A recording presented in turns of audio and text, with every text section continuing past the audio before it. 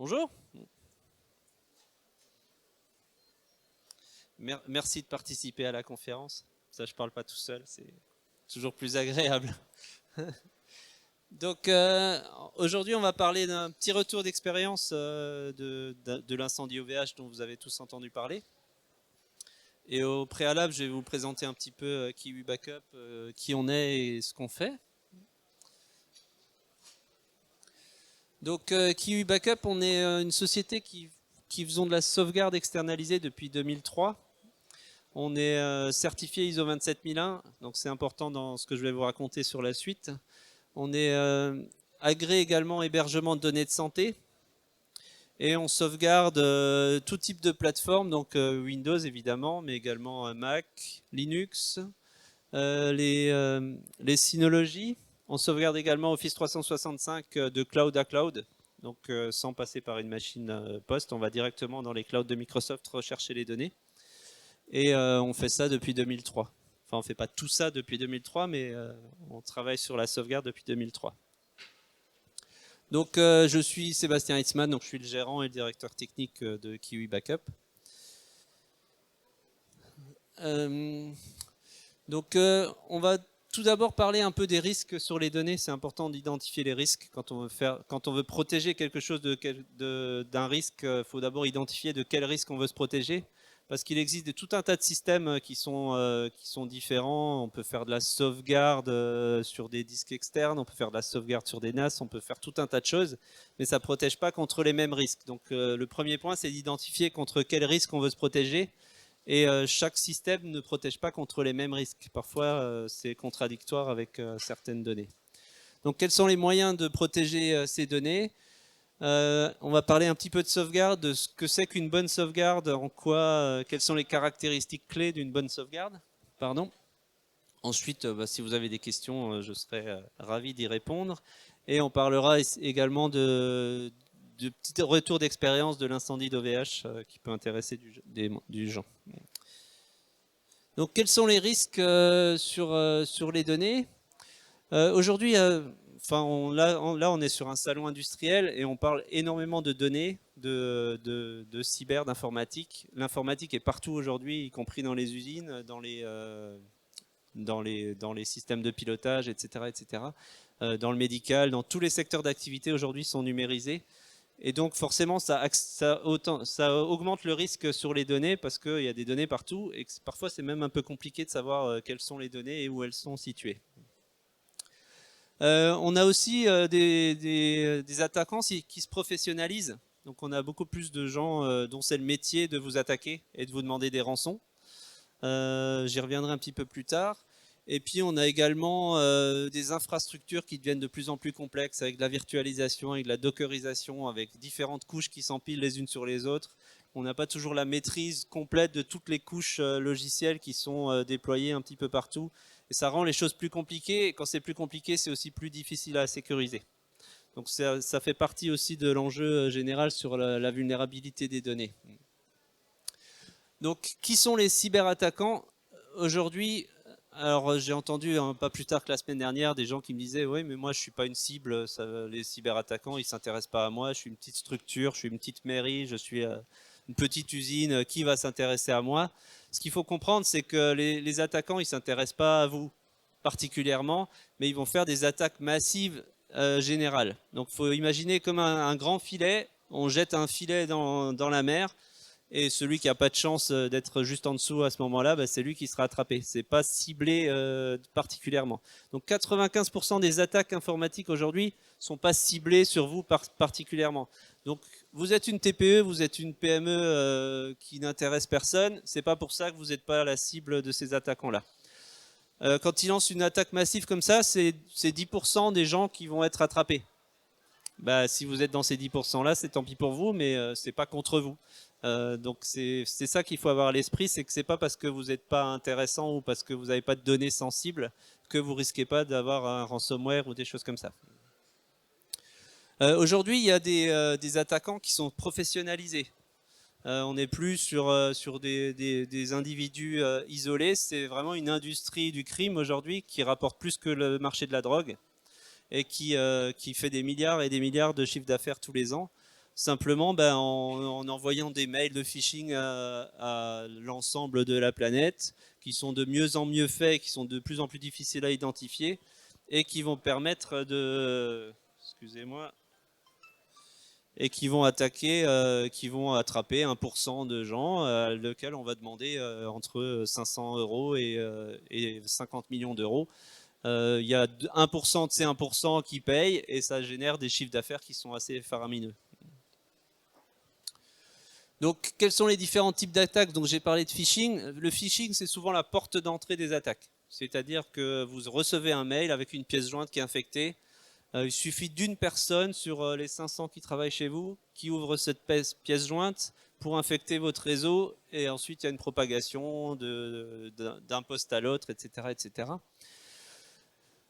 Donc c'est vraiment la porte d'entrée principale. Après, il y a d'autres types d'attaques, notamment sur le cloud. On a aujourd'hui, quand on utilise des outils cloud, on va ouvrir des VPN, on va ouvrir des accès à des prestataires. Ces prestataires, est-ce qu'ils sont aussi sécurisés de vous, etc. Enfin, ça devient assez compliqué parce que le périmètre de l'entreprise, il est plus aussi simple à comprendre que précédemment. Avant, on avait un périmètre, voilà, on est à l'intérieur, on est à l'extérieur. À l'intérieur, on fait confiance, à l'extérieur, on fait pas. C'est plus aussi simple que ça. Aujourd'hui, même à l'intérieur, il peut y avoir des attaques de prestataires qui sont externes. Vous ouvrez, l'informatique aujourd'hui s'est connectée avec des prestataires externes. Si eux se font attaquer, il y a eu un exemple il n'y a pas longtemps avec Thales. Ils ont divulgué des données, mais pas directement de leur informatique, mais parce qu'un prestataire avait accès à ces données-là et que via ce prestataire-là, les données sont sorties. Donc ça devient très compliqué de gérer la sécurité cloud. Ensuite, on peut avoir également des attaques ciblées. Je ne vais pas revenir sur tout le détail, mais le ransomware, aujourd'hui, c'est l'attaque principale. Le principe, c'est de chiffrer l'ensemble de vos données et de vous demander une rançon. Précédemment, la rançon, c'était toujours la même. Maintenant, c'est très très bien calculé, c'est-à-dire qu'ils estiment un petit peu votre capacité à payer. Si vous êtes un boulanger, ils ne vont pas vous demander 50 millions d'euros parce qu'ils savent que vous ne le payerez pas, et ils adaptent en fait la rançon en fonction de votre capacité à la payer. Donc une TPE qui fait 60 millions de chiffre d'affaires, ils réclament 1 million, 2 millions en fonction de ça, justement pour optimiser le retour sur investissement, tout simplement. Aujourd'hui, le ransomware, c'est l'attaque principale sur Internet, et ça concerne tout le monde. Quelles sont les conséquences d'une perte de données? Donc, imaginons que vous ayez un ransomware, vous avez perdu vos données. Il y a une société sur deux qui ne survit pas au bout de 2 ans à la perte de ces données. Donc, c'est vraiment quelque chose qui peut avoir des conséquences graves. Donc, soit déjà on a des frais de reconstitution des données, pardon. Si c'est du pilotage de production, si vous avez perdu des informations essentielles pour votre production est à l'arrêt, vous avez des clients qui ne sont pas livrés, etc., etc. Les conséquences peuvent être assez multiples. Vous avez également potentiellement du chômage partiel parce que les gens ne peuvent plus travailler sans outils informatiques. Il y a eu une attaque il n'y a pas longtemps sur un hôpital. Ils ont tout refait papier. Ils sont repassés à des dossiers papier. Ils ont perdu tout un tas d'informations. Et aujourd'hui encore, 1 an après, ils sont encore en train de ressaisir des données qu'ils avaient saisies sur papier à l'époque. Donc c'est vraiment très très impactant. Et ensuite, évidemment, les clients ont une perte de confiance. Alors un hôpital, de toute façon, si vous devez aller à l'hôpital, vous y allez quand même, mais une entreprise a besoin de la confiance de ses clients, et ça peut être très très impactant également. Il y a des impacts législatifs également. C'est-à-dire qu'aujourd'hui, si vous êtes victime d'une attaque, vous devez la déclarer à la CNIL. Éventuellement, vous pouvez être mis en cause parce que vous n'avez pas sécurisé correctement votre informatique. Si vous divulguez des données personnelles, soit de vos propres personnels, soit de gens externes, vous pouvez avoir une amende à cause du RGPD, etc., etc. Si vous n'avez pas correctement sécurisé votre informatique, ça peut être votre faute en tant que dirigeant, et vous pouvez être au pénal, au tribunal pour ça. Donc, faut vraiment, la sécurité informatique, c'est quelque chose de sérieux. Maintenant, qu'est-ce qu'on peut faire pour se protéger contre tout ça? La première étape, c'est de bien identifier votre système d'information. C'est quelque chose d'assez essentiel.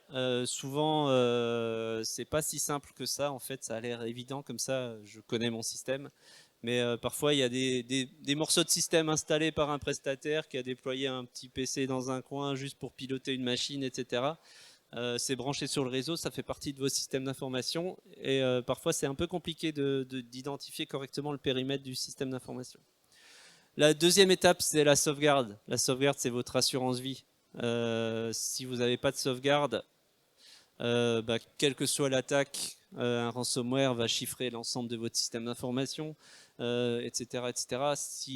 Si ça se passe vraiment mal et que vous êtes quand même impacté, si vos systèmes de protection n'ont pas été suffisants, vous avez quand même une sauvegarde. Cette sauvegarde doit être externalisée et protégée et isolée de votre système d'information. Donc ça, c'est vraiment un des éléments essentiels. Le troisième élément, c'est la sensibilisation des utilisateurs. C'est clé également. La formation des utilisateurs, c'est quelque chose d'essentiel.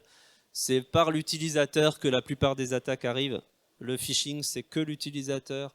Il y a des attaques au président, il y a plein de systèmes et ça passe toujours par la personne qui est entre le clavier et la chaise. Donc la sensibilisation, c'est essentiel. Et c'est comme ça qu'on arrive à faire des choses et dans un système de sécurité, c'est l'humain qui est au centre de tout. Ensuite, voilà, bonne pratique, c'est les mises à jour des systèmes. Ça, c'est vraiment aussi essentiel. Si vous avez des systèmes obsolètes, aujourd'hui, pour un attaquant, c'est extrêmement facile d'identifier quelles sont les failles de sécurité d'un logiciel qui n'a pas été mis à jour. Les attaques et les exploits qui permettent d'utiliser ces failles, il faut 2 jours entre l'annonce de la faille et le fait qu'il y ait un exploit pour aller utiliser cette faille pour rentrer chez vous. Donc si vous êtes à jour, c'est bien, mais si vous faites une mise à jour tous les 2 mois, ça sert à rien. Donc la mise à jour, c'est vraiment essentiel. Ensuite, voilà, les antivirus, ça aide. C'est pas une protection en soi. C'est pas parce que vous avez un antivirus que vous êtes protégé contre tout. Il faut vraiment tous ces éléments-là. Et puis gérer correctement ces mots de passe, évidemment les mots de passe 1, 2, 3, 4 ou password ou autre.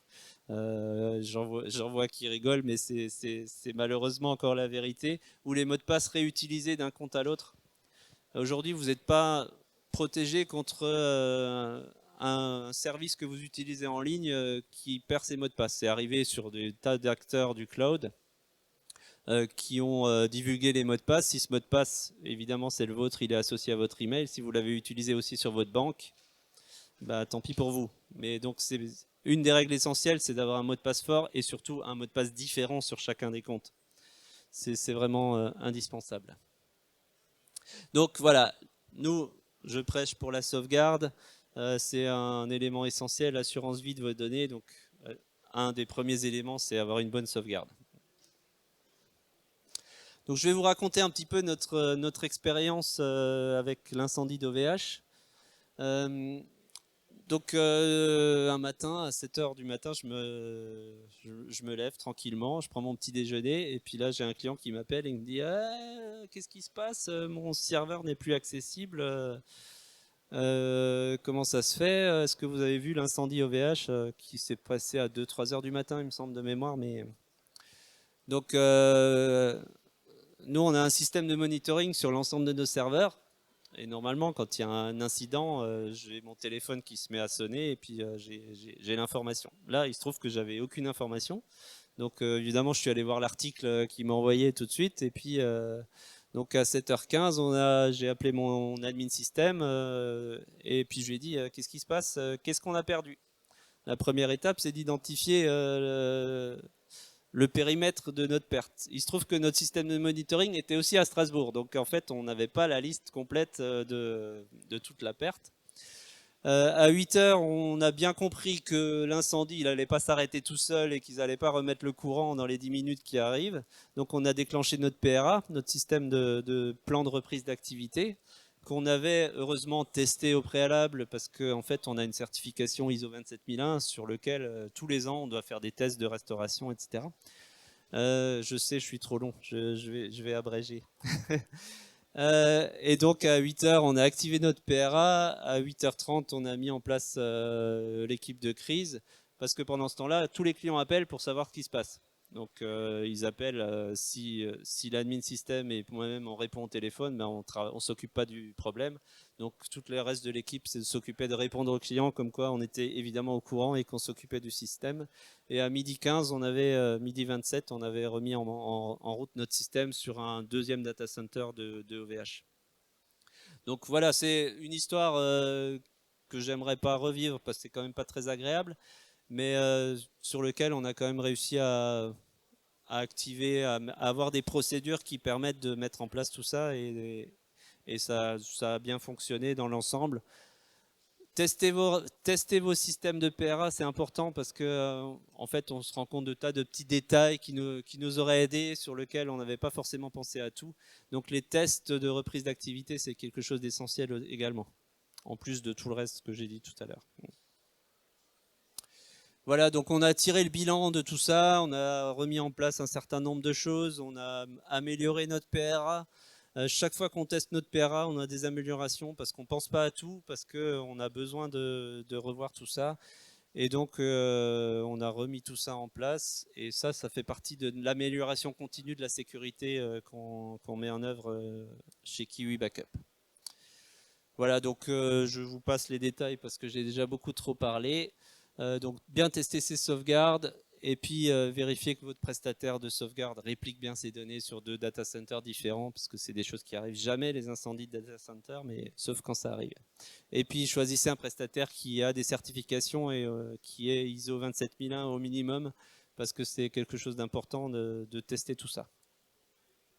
Voilà, je vous remercie. Donc on est sur le stand juste à côté d'ici, le M21 il me semble. Et puis à votre disposition si vous avez des questions. Merci.